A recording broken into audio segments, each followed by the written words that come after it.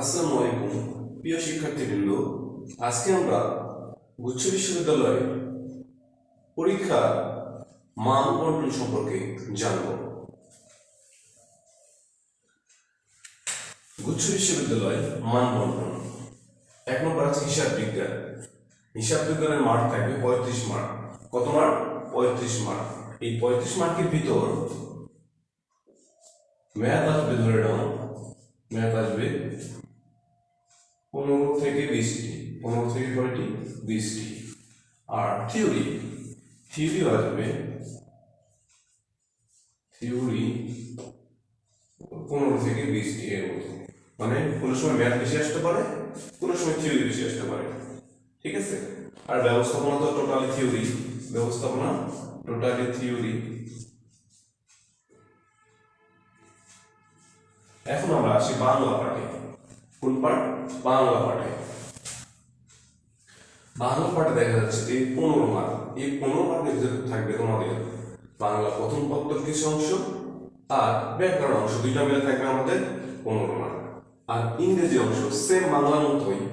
ইংরেজিতেও দেখা যাচ্ছে যে প্রথম অংশ, প্রথম পার্ট মিলে কিছু আর সেকেন্ড পার্ট মিলে কিছু, এই মোট হলো 15। আর আমাদের মোট মার্ক 100। আর এই উচ্চ ইউনিভার্সিটিতে মোট সিট সংখ্যা হলো 3500 প্লাস। ঠিক আছে? এই জন্য দেখা যাচ্ছে তোমাদের জন্য একটা অনেক সম্ভাবনার জায়গা। যারা বড় বড় যে ইউনিভার্সিটিগুলো আছে, ডিইউ মানে ঢাকা বিশ্ববিদ্যালয়, তারপরে আরইউ রাজশাহী বিশ্ববিদ্যালয়, তারপরে হলো জেইউ জাহাঙ্গীরনগর বিশ্ববিদ্যালয়, তারপরে আপনার আছে চট্টগ্রাম বিশ্ববিদ্যালয় সিইউ, যারা এই বিগ 4টা বিশ্ববিদ্যালয়ে চান্স পাবে না, তাদের জন্য উচ্চ বিশ্ববিদ্যালয় একটা খুবই সম্ভাবনার জায়গা। তাই আমরা বলতেছি তারা একটু নর্মাল টাইপের স্টুডেন্ট, নর্মাল বলতে মিডিয়াম টাইপের, তারা তো এখানে আর চান্স পাবে না। তারা চেষ্টা করবে গুচ্ছর জন্য। কিন্তু সেজন্য তোমরা যদি মনোযোগ দিয়ে চেষ্টা করো, তোমরা গুচ্ছ ইউনিভার্সিটিতে চান্স পাবে। এখন আসো আমরা দেখি গুচ্ছ ইউনিভার্সিটি দেখা যাচ্ছে যে এটা হলো সি ইউনিটের জন্য। কোন ইউনিট? C unit. বলতে ব্যবসায় শিক্ষা। ব্যবসায় শিক্ষার জন্য হিসাব বিজ্ঞান ব্যবস্থাপনা দুইটা খুবই গুরুত্বপূর্ণ।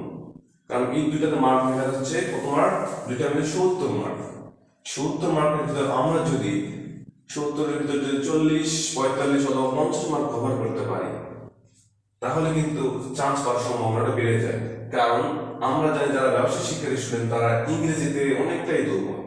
তারা ধরেন যদি ইংলিশে 15-এর ভিতর তারা পায় যদি 7 মার্ক পায়, আর বাংলাতে যদি দেখা যাচ্ছে এখানে 15-এর ভিতর 10 পায়, তাহলে কত হলো? 17।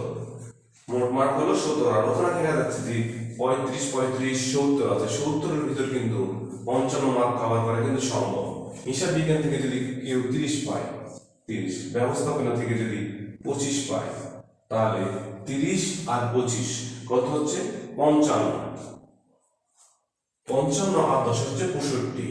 65 আর 7 হচ্ছে 72। দেখা যাচ্ছে কোন একটা স্টুডেন্ট যদি 72 মার্ক পায়, তাহলে সে অনায়াসে ভালো একটা ইউনিভার্সিটিতে চান্স পেয়ে যাবে। যেরকম 1 নম্বরে কেউ জগন্নাথ বিশ্ববিদ্যালয়কে ধরতে পারো, তারপরে আছে বেগম রোকেয়া, তারপরে আছে ইসলামী বিশ্ববিদ্যালয়। তোমাদের মার্ক অনুযায়ী তুমি একটা ভালো ইউনিভার্সিটি পেয়ে যাবে। কিন্তু যদি টপ মার্ক থাকে 72 বা 60 প্লাস থাকে, দেখা যাচ্ছে তোমরা জগন্নাথ বিশ্ববিদ্যালয়ে চান্স পাওয়ার সম্ভাবনা থাকতে পারে।